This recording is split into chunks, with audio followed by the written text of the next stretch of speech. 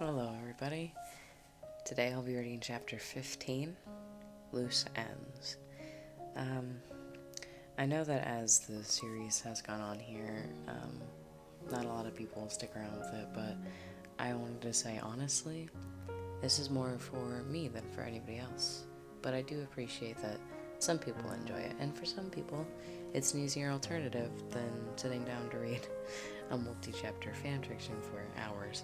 So, yeah, I appreciate whoever watches it, and I'm excited to keep doing this for the foreseeable future. I do want to ask what kind of fictions everyone would be interested in, those of you who actually pay attention, because after this, I was considering reading some of my own stuff, maybe. You guys can put down what kind of fandoms you like, what kind of ships you like. I am free to everything in between, as long as it's not expressly very, very inappropriate. So, yeah, I'm interested to figure out what the people who listen to me like to read in their free time. So, without further ado, chapter 15. Sound is the first thing that Marcy is aware of. One of them is unconscious, and the other just got over having a nervous breakdown. Neither of them are in a state to talk to anyone, and if he doesn't stop sending messengers, I'm going to send him one of my own, and trust me when I say, I will not be as polite. A sound that she is intimately familiar with. Lady Anne, the king understands. No, he doesn't. In fact, I'm beginning to believe that none of you understand one very important little detail. Vaguely, Marcy becomes aware of a light. It is faint, barely even visible, but with all the energy she can muster, she swims towards it. Somewhere to her right, there is the sound of armor shifting, the faint squeak of metal against metal. Distantly, she can hear similar noises, though it is under the current of many voices and bodies moving. We are children! The light is getting closer. She can start to make out shapes against it. Something moves across her vision, and she can hear the sound of something impacting against metal. We aren't even old enough to drink. What the hell makes him think we're old enough to be fighting his wars? Lady Anne, no, I don't care. Whatever fucked up reasoning he has is wrong. We're children. She is a child. Both of them are. And I refuse to let you people keep treating them like soldiers. If he wants to talk about the Calamity Box, go get Hot Pop. I'm done. We all are. There's a beat of silence, and Marcy finally manages to pry her eyelids apart. Anne is standing in the doorway of a tent made of faded white tarps and what looked like improvised supports. A couple appear to be spears. The third is a discarded sewer pipe, and the fourth looks like an utopian flagpole that had been planted into the ground flag first. For the most part, she looks exactly as Marcy last saw her, with the added accessories of a set of familiar-looking utopian coral armor, and a couple blotches of soot and dirt clinging to her cheeks. She's got her hand planted against the chest plate of the utopian guard, judging by the particular style and colors of his uniform, likely from the palace, and is all but shoving him back through the tent flap, despite his considerable size advantage over her. Marcy watches, detached almost, as Anne gives one last great heave, and actually manages to topple the newt out of the tent. You can tell Andreas where to stick it, she shouts after him, leaning so far out of the front of the tent that her left leg has left the ground. It's a funny enough image. Anne leant so far forward that her upper half isn't even visible, with one leg sticking out behind her, still wearing that poor ragged sock that has somehow managed to cling on for dear life throughout the entire time she's been in Amphibia. Marcy can't help but laugh. It must come as a shock, because Anne jumps almost a full 4 feet into the air before making an impressive oof when she collides with the ground once more, stomach first. That just makes Marcy laugh louder. Anne is on her feet and at Marcy's side in less than 10 seconds, but it takes another 30 for Marcy to stop laughing, and by that point, she has tears streaming down her face as well. Her vision is blurry when she finally pries her eyes open, but Anne's face is hovering mere inches from her, brows furrowed together in worry so clear the tears don't matter at all. Marcy tries to reach up and wipe them away, just so she can reassure Anne that she's fine. But the moment her shoulders move, a spike of pain goes thrumming down her spine. Her eyes snap shut and a hiss leaves her lips, teeth clamped tightly together. A pressure touches the side of her face, carefully smoothing against her furrowed brow. She lets herself relax, slowly, each muscle going limp one after another. It takes a couple of minutes for her to open her eyes once more. Some of the worry has left Anne's expression, replaced with a fondness so potent, Marcy's surprised it isn't solid. She opens her mouth to speak, but gets a mouthful of Anne's hair before she can. Her arms are solid around her shoulders, and, if nothing else, it is nice to be held. "You scared the hell out of me," she whispers against her left ear, and a shiver crawls its way down her neck. Marcy's hands slowly make their way around Anne's shoulders, finding comfort in the familiar curve of her spine. It's only been a couple of weeks since their night in Anne's hotel room, but it feels closer to months. Has it been months? Frantically, Marcy tries to recall the exact amount of time, and it comes up empty. She knows it was long before the attack. The attack. Shit. With almost no warning, Marcy tries to sit up. The muscles in her spine go taut and she catapults forwards, but the weight of Anne is an unexpected variable she did not account for. All she gets is a couple of inches off the mattress before Anne lets out a surprised squeak, and a violent spark of pain goes rocketing down her spine. She crashes back down, a whoosh of air escaping her, and Anne all but falls on top of her. It isn't a violent collision, but it's enough to give Marcy a ringing in her ears. Or maybe it was already there and she just didn't realize. Anne pushes herself back up and lets out a soft, throaty chuckle that's a bit too close for a sob for Marcy's liking. When she looks down at her, though, she's smiling. "Sorry," Marcy manages to grumble out, but her throat feels as dry as a desert. Anne seems to notice, or guess, her plight, and a cup is quickly pressed into her hand. She brings it to her lips, thankful for the colorful straw sticking out of the top so she doesn't have to try to sit up again. "I feel like I should be apologizing to you," Anne whispers as Marcy drinks, and all she manages is a confused grunt in reply. Anne snorts. "Slow down before you drown yourself." Marcy makes another grunt, this one somewhat garbled than the first, and takes the last few stubborn gulps of water just for emphasis. Eventually, Anne pulls the cup away herself, and Marcy offers her a most convincing grin. "How are you feeling?" Marcy takes a deep breath and takes stock of her body. Her head and back are sore, but no stabbing pain unless she tries to move too suddenly, and she can move each of her fingers and the toes on her left foot. Her right remains motionless, but she expected that. The rubble from the carriage hadn't been light, and while a good portion of what happened after the wreck is fuzzy, she remembers the numbing pain and the wet stickiness that had pervaded her thoughts. Well, that and... fuck. Where's Sasha? The words tear themselves from her lips before she can even formulate them in her mind, and she watches as several different expressions flash over Anne's face. Surprise, followed by something like guilt, quickly masked over with a careful neutrality. She trails off, audibly swallowing. Her eyes wander towards the tent flap before flicking back over to Marcy. Her bottom lip catches between her teeth. She's gonna be fine. A weight drops in her stomach. What the hell does that mean? Anne avoids her gaze. Slowly, she sinks down to sit on Marcy's bed. "Anne?" Marcy whispers, startled somewhat by the sudden rush of something dangerously close to worry bubbling in the pit of her stomach. If Anne notices, she says nothing. She's too busy picking up the bedsheets. "The planners and I just got back as everything was going down," she mutters, still not meeting Marcy's gaze. "We didn't really get to see any of the fighting, just the aftermath. When we found you and Sasha..." She trails off. Once again, she catches her bottom lip between her teeth and starts biting down on it until the skin turns white. Almost like it has a mind of its own, Marcy's hand crawls its way across the bed to rest against Anne's. Anne wastes no time lacing their fingers together. There was a lot of blood. she's whispering. You were unconscious, and Sasha was almost completely catatonic. It's fuzzy, the memory, but it is still there.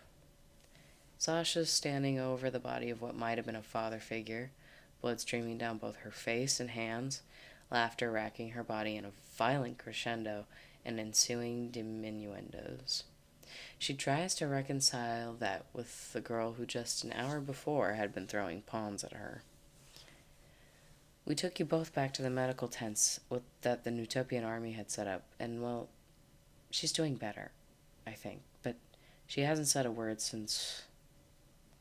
Anne looks troubled and concerned, and so very, very tired. It's an expression that Marcy is intimately familiar with. She sighs. I need to go to talk to... Marcy is already starting to push herself into what might be considered a sitting position, but Anne just shakes her head. What you need to do is rest. There's an edge to her voice, like she's gearing up for a fight. You have a concussion, Marcy. King Andreas needs my judgment. King Andreas can go suck his own dick. Marcy makes it all the way up in bed, if only because so much adrenaline is now pouring through her veins it could kill a cow. She can physically feel her heart attempting a mad escape through her throat, and as she casts a look at Anne, she's sure she looks like a scandalized church mother who just found out her eldest son is gay. I'm sorry, what? Anne doesn't even look surprised by what she said, or affected by it at all. In fact, her eyes narrow as she casts a glare that Marcy can only describe as venomous. He can suck his big, stupid, fat, fucking... Who the living hell are you, and what have you done with Anne? Well, now Anne's face is just flat. I thought we already established that I'm just as capable of cursing as you. Not like that. Anne rolls her eyes hard enough to pop a blood vessel. It's a remarkably Sasha-like motion. Marcy, I'm 14, not 5. But you're Anne. I've also spent the last several months running for my life at least once a day, usually more than that, and recently lost my dominant hand, so excuse me if foul language has stopped seeming like such a big deal. She supposes she has a point. Okay, well, regardless, I still need to... Oh, for the love of... Anne cuts herself off with a sigh. Marcy, you don't need to do anything. He needs me, she protests, and something cold and fragile and buzzing has crawled its way up into the hollow of her throat. They all need me. Look, okay, I did what you asked. I took a break while you were gone. Sasha can vouch for that. Now the Utopian is all in ruins, and it's my responsibility as the captain of the Utopian Night Guard. But it shouldn't be. Anne is agitated. More than that, she looks desperate. Her hand shakes when she uses it to gesture. She stands and paces in an anxious circle. You're not even old enough to work at McDonald's. You shouldn't be commanding an army. Something like offense makes her face run hot. I am perfectly capable of... She starts. It's not about capability. Anne tries to make a surrendering gesture, but Marcy isn't having it. Then if it's about age, it doesn't matter. Newts don't age at the same rate as humans. I'm older than a lot of people I work with. That doesn't make me feel better. Well, you aren't in charge of me, so I don't care if I'm in charge of you. You still shouldn't be. And I can handle myself. Her teeth are pressing together. Anne looks like she's trying so very hard not to cry. You shouldn't have to. It isn't your responsibility to fix all of their problems. If I can help, it's my duty to. Don't you see? She feels like they've had this conversation before, or at least something very similar. They need me. Andres needs me. Sasha needs me. And what about you? I don't matter. Anne takes a step back like she's been punched. Her eyes are the size of baseballs. Marcy. It's true. She spits the words, and while she's never said them before, never voiced them, never allowed herself to think them, she knows they've been festering for a very, very long time. That's why you and Sasha hung out with me back home, right? Not because you liked me, but because I was useful. Anne's frozen, staring at her with horror and hurt, and Marcy hates it. She hates it because she can't tell if there's guilt there too or not. She supposes it doesn't matter. That's fine. I get it. I'm not like you two. I'm not good with people or frogs or newts or whatever, but I'm good at everything else. I can help. I have to help, because that's what I'm good for. That's the only reason anyone keeps me around. King Andreas needs me, not as Marcy, but as captain of the Night Guard. He needs a soldier, and I can be a soldier. Sasha needs me as a caretaker, and I can be a caretaker. You need me as a friend, so I can be a friend. That's what I'm good for. That's all I'm good for. Anne stares at her for a long, tense moment.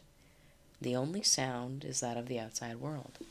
The tent is just a tent, after all, and there is nothing to keep out the hubbub of a post-battle military camp. Feet shuffle by, voices talk, shout, argue, and laugh. Someone is crying. Someone else is telling the story of how they fought off a couple of the invading toads. I hate it when you do this. Anne's head bows. Her hand falls to her side and clenches into a fist.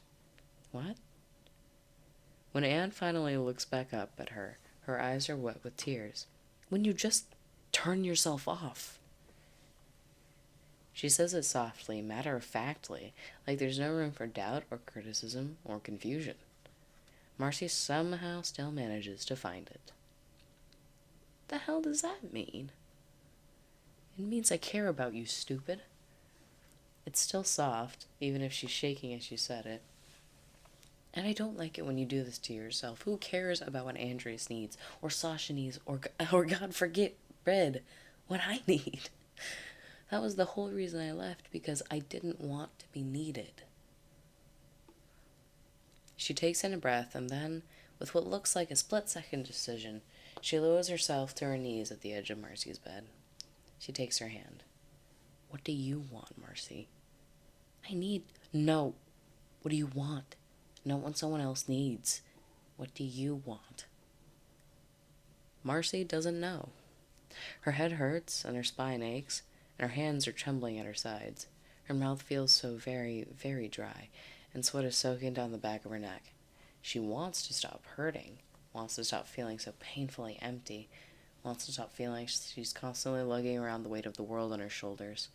She wants to cry, to scream at the world for being so unfair and putting the three of them in a world where their only options for survival were to grow up as fast as humanly possible.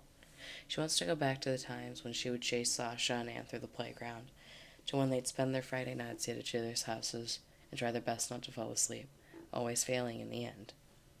She wants to wake up with Anne's hair in her mouth, elbow buried in her ribs, laughter just moments away when she wakes up and realizes the position she's ended up in. She wants Anne. That is the realization that hits her square in the chest, that whacks her over the head with all the force of a freight train and leaves her grasping for breath. She wants, she likes, she... Oh, that explains a lot. Anne's still looking up at her, still has tear tracks on her cheeks, but her eyes are hardened with a determination that lets her know she's not going to get away without giving an answer. Marcy doesn't think she can, nor does she want to put into words the sudden warmth rushing towards her cheeks, or the frantic, panicked fluttering bursting forth from her stomach and into her throat would let her. So instead, she looks down at the hand laid atop hers, Anne's single, undamaged hand. She tugs on it. Anne lets her pull her up until she's halfway to a standing position, and wraps Marcy around her. Romance wasn't really Marcy's jam, but she's read her own fair share of fan fiction. Anne doesn't smell like anything. Not cedar, pine, or sandalwood, or anything like that. She's just Anne. A little sweaty from the heat, a lot like mildew from months of having only one or two set of clothes, and a distinct hint of whatever Hot Pot mixes into the lye soap he and the planners use.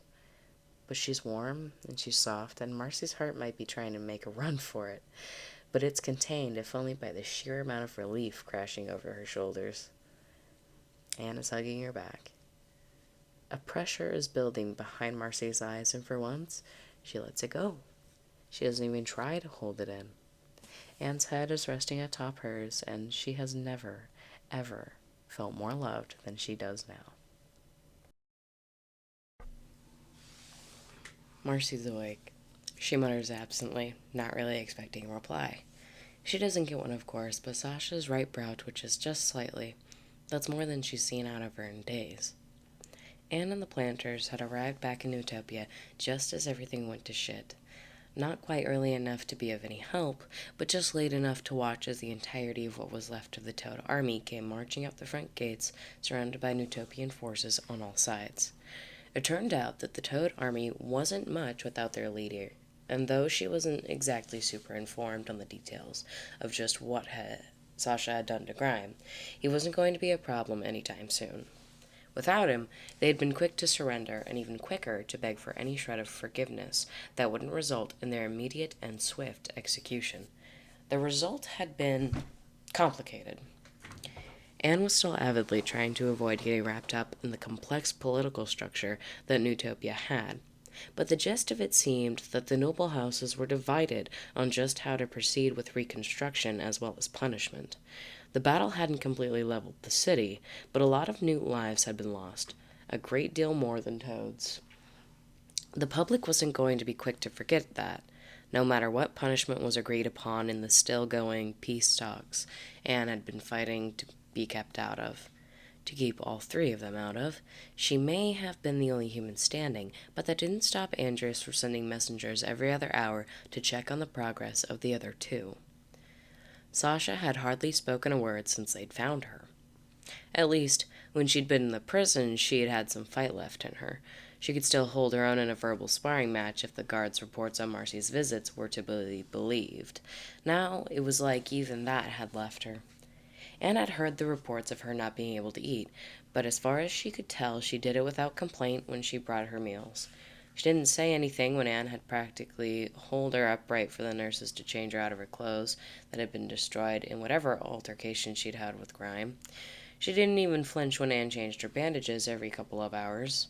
She was just empty, despondent. Like a porcelain doll or puppet on strings, she'd moved if you move her, but had no responses of her own. She wouldn't even stand, just lay in bed every time Anne came to see her, staring sightlessly at the canvas ceiling. Her eyes were so cold and dead and empty that they physically hurt to look at. Another couple of moments of silence pass as Anne goes about removing the old bandages from Sasha's chest. As she sets them down and pulls up the tin of medicated cream the Utopian nurses had given her for this, Sasha lets out a sigh. Now that's progress. Marcy's fine, Anne assures, and gets a disbelieving grunt for her trouble. Well, maybe not fine, but she's doing better than I thought she'd be. Another beat of silence. Anne finishes applying the salve and starts unrolling some more strips of gauze. We had to talk about, well, you know how she is. Anne lets out her own version of a rueful laugh. If she could, she'd be up on her feet in Andreas's council room the moment she opened her eyes. Sasha lets out another exhale, this one less of a sigh and more of a snort. Anne smiles. Marcy was doing pretty good, all things considered. When they'd found her, she looked half dead, caked with her own blood and pale from the loss of it. Some had been from a frighteningly deep gash on her head, but most of it had been from the crushed, pulpy mess that had once been her right leg. They'd dragged her in on a stretcher, and she'd hung there, lifeless, as doctors tried to fuss over her. Lights shone into eyes that had to be pried open, fingers fluttering for a pulse and shouting for potions. Marcy had told her, more like shouted at her, about the fear that had taken over her body when she'd had to carry Anne back from the sewers. Anne had thought she understood. She did not. The terror that gripped her heart at that moment, as a Utopian doctor frantically shoved the neck of a bottle with a dark blue substance within it into Marcy's mouth, and then plugged her nose so that she'd be forced to swallow, was like nothing she'd ever felt before. Marcy's whole body had seized and trembled, having to be held down by several soldiers. By the time she was done, sweat caked her forehead, and the bottle was empty. A dim blue light emitted from the place where the flesh of her leg turned to the raw, disgustingly meat-like pulp, slowly making its way down, knitting the skin back together as it went. Anne had to leave to throw up. Marcy would walk again, she'd been told after the fact, but she'd need a brace. and a prosthetic. She hadn't seemed particularly surprised when Anne told her that, however. All she'd done was shrug and let out something like a rueful laugh. I guess we'll all match then. All things said, though, Marcy was in pretty high spirits for someone who just found out she didn't have a right foot anymore. It wasn't like it didn't happen. Marcy was slow and sluggish, and got lightheaded if she moved too suddenly. But once they'd gotten all of their worried shouting out of their systems, the rest of Anne's visit went smoothly. They hugged, they talked, they laughed. Anne assured Marcy that everything was going to be okay, and while she might only half believe that, she really, really hopes it will. They've already lost too much. She watches as Sasha brings her right hand into her lap, gently massaging the wrappings over the place where her knuckles once were. I take it that a break I asked her to take wasn't much of a break as she'd like me to believe. Anne prompts, gentle. For a long, intense moment, Sasha doesn't respond. Then, with what looks like great difficulty, she drags her gaze up to settle Anne with a flat look. Yeah, Anne mutters. I figured as much. That gets another snort out of her, and she releases her grip on her right hand, if only so she can gently grab Anne's, guiding it up to settle the gaze on her sternum. Anne recognizes the reminder. I'm working on it. Be patient. I'm doing this one-handed. If possible, Sasha's expression flattens further. Anne rolls her eyes. I'm allowed to make jokes at my own expense, just like you're allowed to be a pouty puss. The face Sasha makes now is closer to indignant. She releases Anne's hand just so she can shove her own into Anne's face, nearly knocking her out of her chair. Anne laughs, but the sound is so startling she almost claps her hand to her face to try to stop it. She doesn't, but it's a near thing. Instead, she straightens back in her chair and sticks her tongue out in Sasha's direction. For the barest of moments, Sasha's lips curl into what might be a smile, but it's gone just as quickly as it appears. It's progress, at least. Anne finishes changing Sasha's bandages without any further interruptions. It's only as she's putting the salve and bandages back in her designated drawer that Sasha gives any more indications of life. A hand on her wrist. Anne blinks and glances at Sasha's face.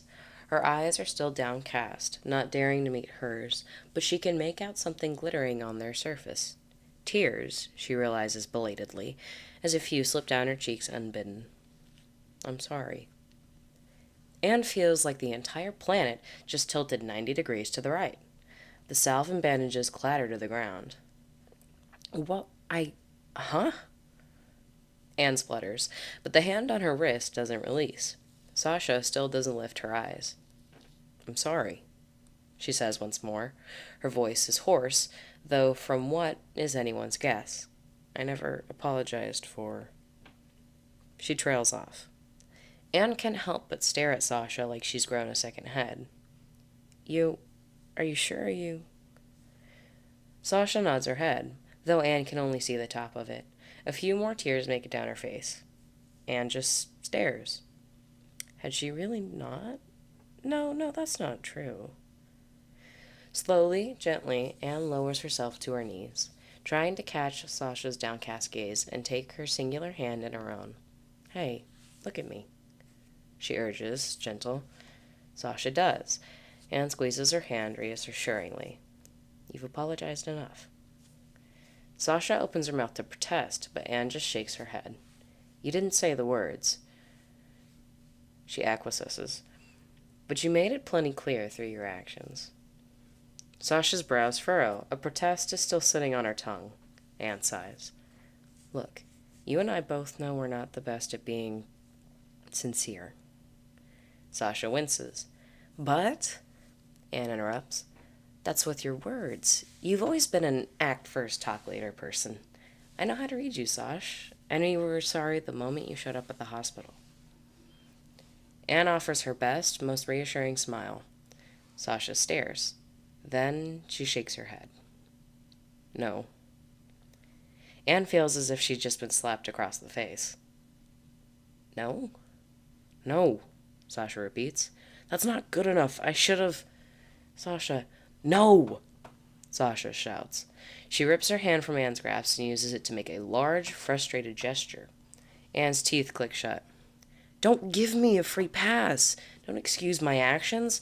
I fucked up, okay? I did, so stop fucking brushing it under the rug. Stop treating it like it didn't happen. The tears are flowing freely now, and Sasha's voice shakes. I hurt you. I know I did, and I'm sorry. I'm so fucking sorry. Anne can't help but stare, a strange pressure building in her throat and trying its damnedest to get loose. But you already... I what? Sasha pleads. Shouted at you? Begged you to make it even? Asked you to hurt me just to make myself feel better? What did I do that came off as an apology? Crept into your room with a sword halfway between turning myself in and trying to kill you? That's not good enough. Sasha, you don't have to... Just shut up! Sasha's good hand wraps itself in the fabric of Anne's shirt, and she's startled when she's all but wrenched up from her knees. Sasha's breath tastes bitter on her lips. Her eyes glint in the sudden shadow of Anne's hair, a strange pink light flaring in their depths. I fucked up. Don't you dare let me get off the hook. You deserve better than that. Up close, Anne can make out the minuscule dent in Sasha's nose from a break that never healed properly. You deserve better, Anne. It takes a full 5 minutes for Anne to finally kick her brain back into gear. It's only then that she recognizes that the pressure is no longer in her throat and her face is wet. Sasha is no longer holding her by the collar. Instead, she has her arms wrapped tightly around her waist and her head buried in her shoulder. Anne's arms have wrapped around Sasha instinctively, but her head is still risen, eyes set on some point in the distance. She feels so very, very tired, but it's the good kind of tired. The kind of tired you feel after a day of long but ultimately fulfilling work. The kind of tired you feel after you've won the gold, ran the mile, found your way home. Anne buries her face in Sasha's shoulder and whispers 2 words. Thank you. The road to redemption is the longest one a person can ever walk. Sasha knows that now. She knows it intimately and deeply, as if it were engraved on her bones. She knows it like a blind man knows the sun will rise, not out of personal confirmation, but of the truth. Redemption is hard. But she thinks she's made a couple of good strides already. She's not going to get ahead of herself. She knows she's just barely scratched the surface. But her newly granted freedom to roam around the camp is proof of progress. She's learned to take what she can get. It's been about 2 weeks since the attack, and all things considered, things are going well. Newts have started moving back into their homes, and new ones are under construction for the displaced. The Toads have settled into their own camp, their newly elected leaders sitting in on discussions with the Newtopian Council every day. Marcy is awake and recovering, and already giving poor Anne an anxiety attack with her requests for work, while Anne's little platoon of frogs try their hardest to keep the two from working themselves into an early grave. And Sasha's trying. On the one hand, she can hold a conversation with Anne for longer than 20 seconds, and her aversion to anything and everything edible seems to have gone away. But on the other, she still wakes up screaming. Then again, that might just be how she lives now. She isn't naive enough to think that one traumatic experience will trump another. Her dreams are a mess of blood and shouting, swords and screams, and death that leaks so very potently from her hands it might as well be solid. She can't tell where one ends or another begins. When the person on the other side of her blade is a human or a toad, she doesn't really know if it matters. She had debated going to see Grime after she was finally granted her freedom, but had ultimately decided against it. What could he tell her that she didn't already know? What could he say she wasn't already screaming at herself internally? Traitor, murderer, monster. All true in one sense or another. Then again, she'd paid her penance for that, hadn't she? What else would she call her and Anne's matching amputations? Karma? A sigh leaks from Sasha's mouth, and she lets her head hang, chin resting against her chest. Karma. That's not fair. If it were karma or penance or any of that, Marcy would still be in one piece. Sasha knows the dangers of taking responsibility for things that are not the result of your actions. She's seen it one too many times in Anne, but she also knows that she led the toads here. She got Grime up and off his ass in the first place. She's the one who decided that conquering Newtopia was the next logical step in their quest for power. She brought the army to the kingdom's doorstep. Forgive her if she feels a tad responsible for the devastation it had wreaked, even if it was done in her absence. Through the crack in the tent flap, she can see Anne gesticulating wildly, eliciting a chuckle from the bed's resident. Sasha's hands tighten into fists at her side. Well, hand. Her right thumb curls, but there's nothing for it to ball against, so it ends up hanging precariously over the numb of her palm. Idly, she wonders if she can still punch with that hand. A question for another day. She watches, tense as a tripwire, as Anne and Marcy converse, gentle jibes and affectionate words traded between them, with little regard to who might be listening in. Sasha is reminded of sleepovers that feel like 1,000 years ago, and nights in a cold prison cell with a card deck splayed before her, an evil glint in dark eyes. I'm just saying, a pogo leg, I swear to God. Come on, Anne, admit you're curious. You would somehow end up launching yourself into the stratosphere, probably while on fire. Do you really want to test Newtopia's fire brigade because you launched yourself through the city like a living shooting star? They could use the training. I think all of this honorary princess stuff is going to your head. I am not a princess. Another fit of laughter. Anne leans forward, right hand outstretched to touch something that Sasha can't see. A weight settles in Sasha's stomach, but is quickly chased away. Honestly, what did she expect? They keep at it for a good while, at least until the sun has found its way into the curve of Newtopia's remaining walls, and has painted the camp in a warm golden hue. Then, and only then, does Anne rise from her seat on Marcy's bed and make her excuses to leave.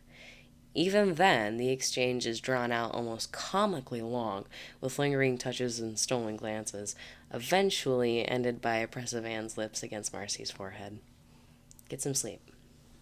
She makes her escape on quiet toes, leaving behind a silent girl whose face couldn't resemble a tomato more if she painted it. Some deeply buried part of Sasha remembers that this is comical. She decides to give Marcy a couple of minutes to remember her name before she makes her approach. Marcy still manages to jump almost a full foot in the air when she enters. Ah! Where the hell did you come from? Sasha tries her very hardest to keep her facial expressions neutral, but she's pretty sure the corners of her mouth have tilted upwards. The depths of hell? Marcy's expression, still ever so slightly tinged with red, quickly smooths out into one closer to the annoyance she's become used to. Please, you wish hell would take you back. That gets a snort out of Sasha, and it almost feels good to release it. She's still getting used to talking again. That first week after the attack had been hard. It hadn't been that she couldn't speak, more that she just didn't really have it in her to try. Everything had felt distant and disconnected, like she was an NPC in a video game that hadn't quite loaded properly. The rest of the world went on without her, and all she could manage to do was watch it, silently. It still doesn't feel quite real, but she can at least talk again, at least move again. She picks her way through Marcy's tent, which she notes is far better decorated than her own. Perks of being an honorary princess, or whatever Anne called her, she guesses. A couple chairs are stacked up, and a cart beside Marcy's bed holds more than a few stacks of paperwork, along with a tray of potion vials and what looks like a get well card. Pinned above Marcy's bed is a map of Newtopia with penciled-in notes of what districts have been hit the hardest and what parts need to be redesigned. Anne really wasn't kidding when she called her a workaholic. Well, at least that'll probably make this conversation easier. Sasha sets herself on Marcy's bed, a little further down than the place Anne had just been, and tries her hardest to find that stubborn recklessness she used to hold on to with such pride. So, pogo leg? She tries, and Marcy's face quickly regains some of its color. How long were you out there? Sasha smirks. It's a familiar expression, even if it makes some of the muscles in her jaw ache. Long enough. Marcy's eyes narrow. Are you even supposed to be up and about? Sasha shrugs. Medically? No. Legally, I'm allowed. Marcy sighs, could rearrange natural landmarks. Damn it, Sasha. Sasha chuckles. Relax, I got off pretty easy. She waves her right hand for emphasis and ignores the pained expression that flickers over Marcy's face. 'Tis but a scratch. That's a hell of a scratch. You're one to talk, pogo leg. Marcy rolls her eyes. I'm still in bed, asshole. Yeah, but you're giving poor Anne the runaround. Not to mention what I've overheard from some of the Newtopian guards. New taxation system? Really? Marcy lets out a little frustrated huff and sits up, pulling on a scowl that Sasha is intimately familiar with as her lecture time face. The repairs aren't going to pay for themselves, and the upper rings of the kingdom were almost completely untouched. Spare me the details, Mars. I really don't have the mental capacity for government shenanigans right now. Marcy's face curls into a little pout at being interrupted, but quickly finds it within herself to recover. She settles Sasha with a curious gaze. Why are you here, anyway? It's a strangely gentle question, especially considering other ones they've flung at each other in the past. Maybe they're both too tired out of everything else. I figured you'd be using your newfound freedom to get some of that yard time you used to complain about. Sasha snorts and lightly bumps Marcy's good leg with her bad hand. For a moment, she just lets the silence hang, trying to find the best way to say it. She's never been the one of them who was good with words. We can't go back now, you know that, right? For a long, tense moment, Marcy doesn't answer. Yeah, I know. It's said with a sigh, though not a particularly heavy one. If anything, it just sounds resigned, expectant even. Sasha closes her eyes. There's no way we could explain this, any of this. Marcy chuckles, though there's no real humor in it. Right, and if the missing limbs didn't give it away, the night terrors would. Silence hangs between them, and it feels like the guillotine. Ever the asshole, Sasha opens her eyes and breaks it. What do we tell Anne? Marcy raises her brows. The truth? Sasha scowls. Oh, sure. Hey, Anne, we're too traumatized to even think about going back to the human world right now. Do you mind putting your entire life on pause and not seeing your family for possibly years while we get our shit sorted out? That'll go over well. Marcy rolls her eyes so hard, Sasha's convinced she's going to give herself an aneurysm. You do realize Anne's missing a limb, too, and she's both very empathetic and reluctant to leave the planners. Sasha makes a face. The what? Marcy flattens. Her frog family. She deadpans. Oh, Sasha mutters, feeling somewhat dumb. Marcy shakes her head. Look, Anne's got it just as bad as we do, and she understands whatever it is we've got going on here now. Isn't going to get any better if we go gallivanting off into the human world right now. We need time, all of us, to adjust to our new realities. Then and only then can we even think about going home. Sasha stares Marcy down, trying her hardest to parse out if she's as confident as her words as she sounds. And Marcy meets her gaze without so much as a blink. Finally, she admits her defeat. You two are really good for each other. Marcy's expression quickly flashes through the 7 stages of grief before landing on flustered. What? We're not... Can it, pogo leg? I saw that kiss earlier. Marcy's face takes on a shade of red that Sasha thought was only possible in cartoons. We did not kiss. Sasha rolls her eyes and climbs to her feet. Forehead touch, Eskimo kiss, whatever you want to call it. Point is, I'll enjoy watching the disaster unfold. Sasha goes to make her exit to the stuttered protests of one Marcy Wu, and a weight slowly lifting from her chest.